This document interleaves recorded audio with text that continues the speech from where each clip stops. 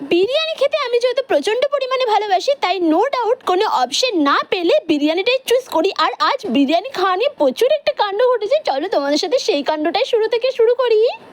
এমন দিন কখনো হয়নি যে আমার ছুটি আছে, আমি বাড়িতে কিছু বানাইনি বা বাড়িতে কিছু হয়নি, যার কারণে আমাকে বাইরে লাঞ্চ করতে আসতে হয়েছে। মানে আজকে ফার্স্ট টাইম যে বাড়িতে কিছু হয়নি বলে আজকে আমাকে বাইরে লাঞ্চ করতে আসতে হয়েছে। তার অবশ্য একটা কারণ আছে। আর এখন বাজে প্রায় 5টা, পুরো টাইম যাই হোক, হ্যাঁ 5টা 7 বাজে এখন 5টার সময় বাইরে এসেছি লাঞ্চ করতে।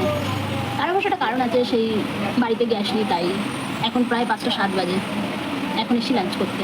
কী বলবো, যাই হোক চলো লাঞ্চ করে নিই।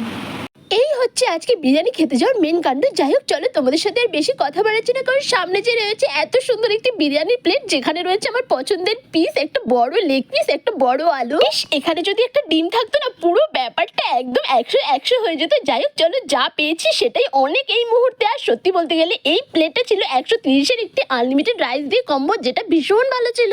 চলো তাহলে আজকের মতন টাটা।